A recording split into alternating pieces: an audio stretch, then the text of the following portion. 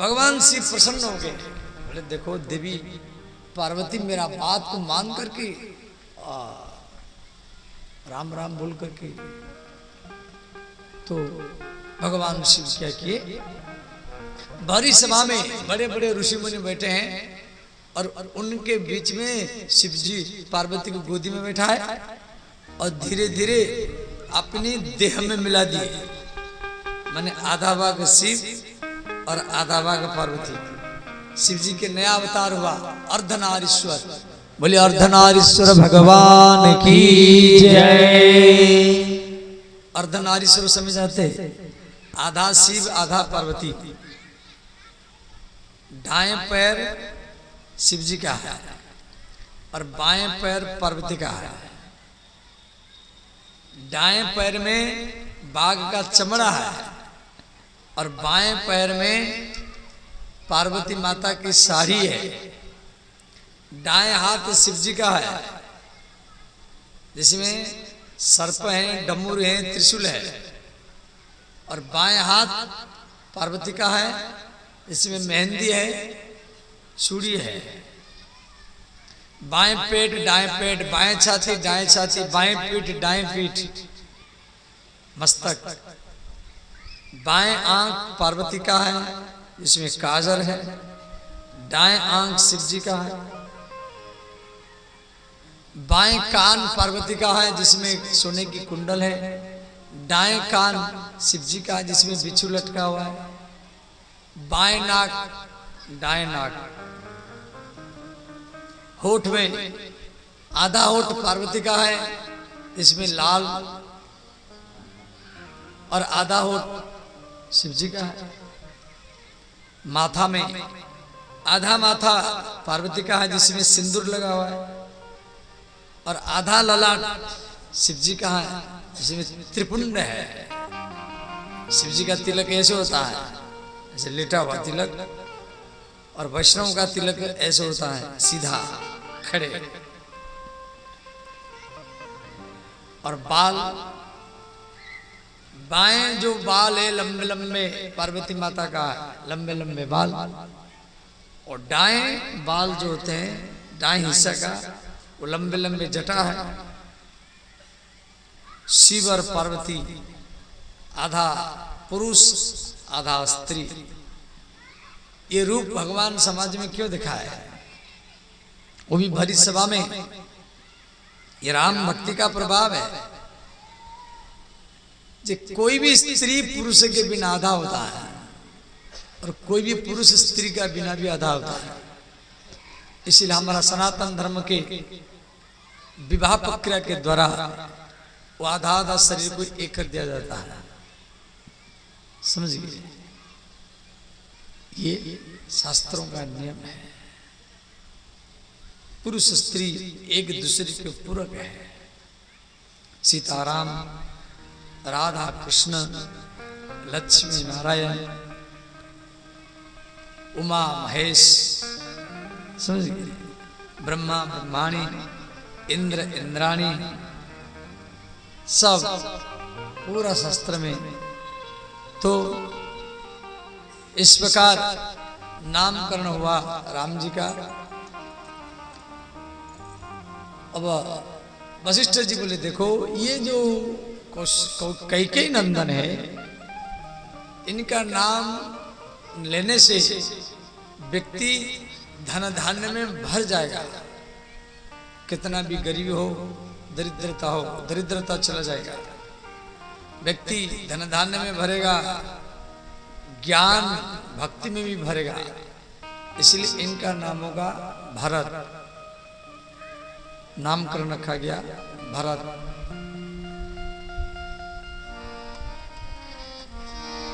विश्व भरण पोषण कर जो विश्व भरण पोषण करे विश्व भरण पोषण कर जो विश्व भरण पोषण पोषण करी जोई। ताकर नाम भरत अस होती। ताकर नाम भरत यसी होई। ताकर नाम भरत अस होती। ताकर नाम भरत यसी होई। श्री राम जय राम जय जय राम। श्री राम जय राम जय जय राम। श्री राम जय राम जय जय राम। श्री राम जय राम जय जय राम। सब गाइए दोनों हाथ उठा के गाइए।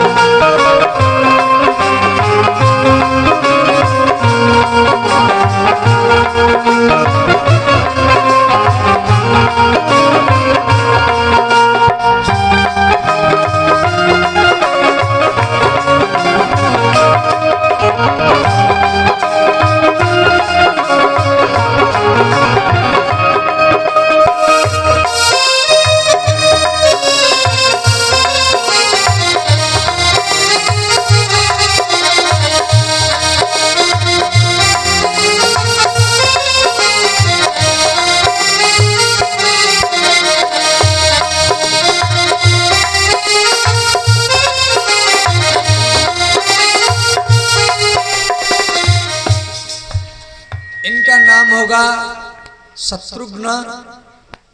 इनके नाम लेने से शत्रु नष्ट हो जाएंगे।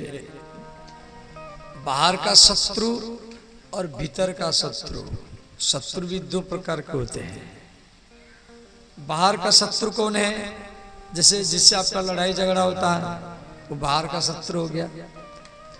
और भीतर का शत्रु काम, क्रोध, लोभ, मोह, माया, ये भीतर का शत्रु है। आपके भीतर भीतर में आपसे लड़ता है। तो शत्रुघ्न, इनके नाम लेने से बाहर का शत्रु और भीतर का शत्रु नष्ट हो जाएंगे। इसलिए इनका नाम होगा शत्रुघ्न। बोलिए शत्रुघ्न महाराज की जय। और ये जो सुमित्रा नंदन है ये समस्त लक्षण से युक्त है। इसलिए इनका नाम होगा लक्ष्मण। तो राम, लक्ष्मण, भरत, शत्रुघ्न, ये चार नामकरण किया गया। तो राम और भरत ये दोनों श्यामल रंग के हैं। जैसे राम जी का चेहरा है ऐसे भरत जी का भी चेहरा है। दोनों बादल, समुद्र के रंग जैसा है, पानी का जैसा रंग है ऐसा है। और लक्ष्मण और शत्रुघ्न ये दोनों गोरे हैं। राम और भरत को बैठा तो आप पहचान नहीं पाएंगे इसमें राम कौन है भरत कौन है।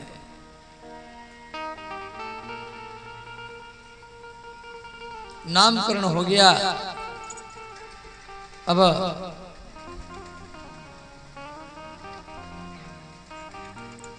श्री